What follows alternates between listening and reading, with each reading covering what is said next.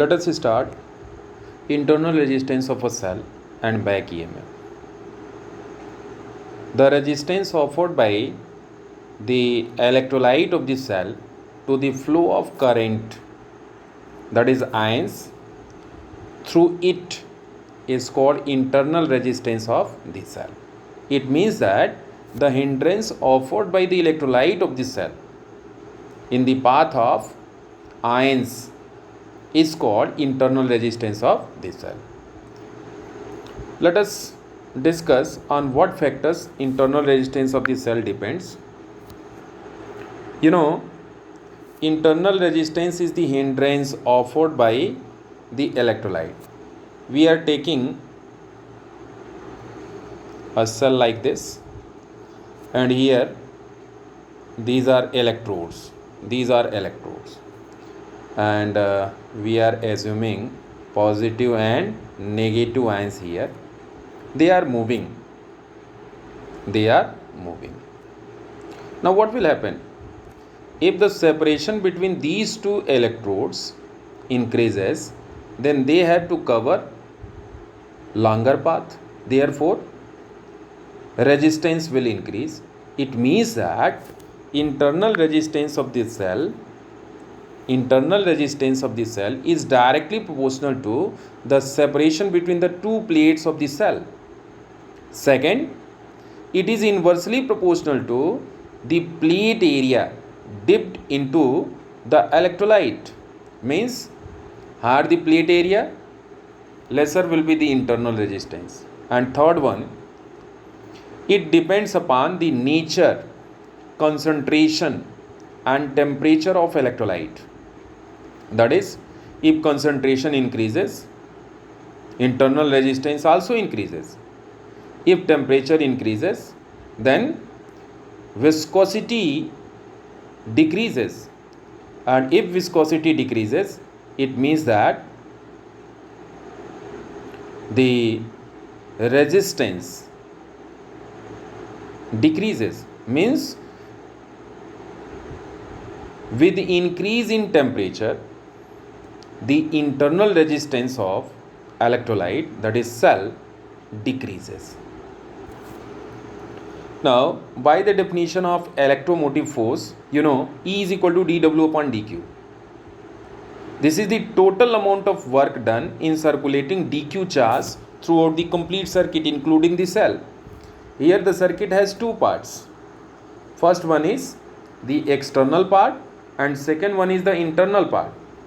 I am supposing the work done in moving dQ coulomb charge from this point to this point, that is in external circuit, is dW external, and the work done in moving the dQ charge inside this cell, that is through the internal resistance, is dWe internal. Then this can be written as dW external plus dW internal upon dQ. dW external upon dQ is equal to capital V and dW internal upon dQ is equal to small v. Here V is equal to dW external upon dQ is called the terminal potential difference. This is the terminal potential difference, that is the potential difference across this external resistance. And dW internal upon dQ is equal to small v, and small v is equal to I into R.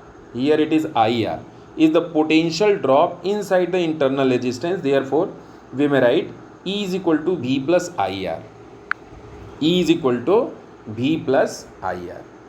This is the formula. EMF of the cell is equal to terminal potential difference plus potential drop inside the internal resistance. Actually, the terminal potential difference capital V is equal to E minus IR. Means, terminal potential difference of this cell is somewhat less than the EMF of the cell. The difference between EMF and terminal potential difference is IR, and IR is the back EMF. Why it is back EMF? Because it is against the EMF, E minus IR. That's why it is back EMF. If I is equal to 0, what will happen to V? V is equal to E, because V is equal to E minus IR. So V is equal to E minus 0, that is equal to E. V is equal to E. From here we can define terminal potential difference. Sorry, we can define EMF of the cell. The terminal potential difference,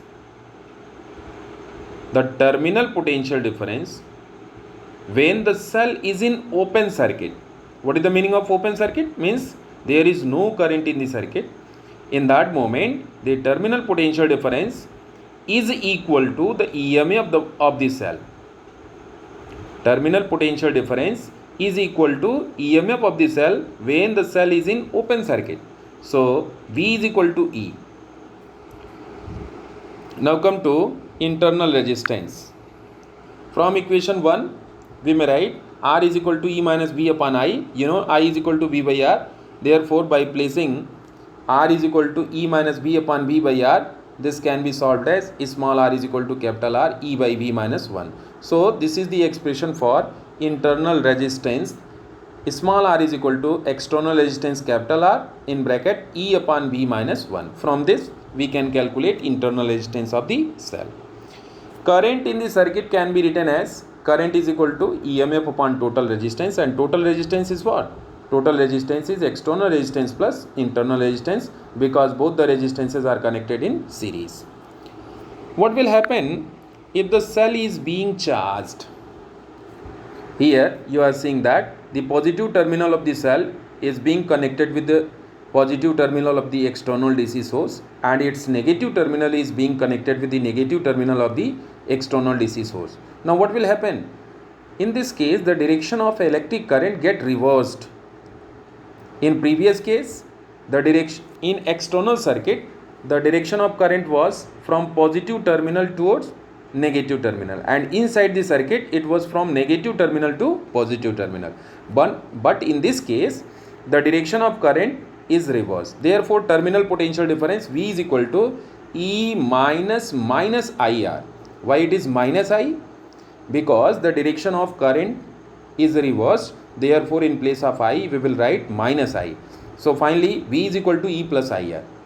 So, what is the conclusion? V is equal to E plus IR means V is somewhat greater than EMF of the cell. This is the only case in which terminal potential difference is greater than EMF of the cell. So, the terminal potential difference is greater than the EMF of the cell when the cell is being charged.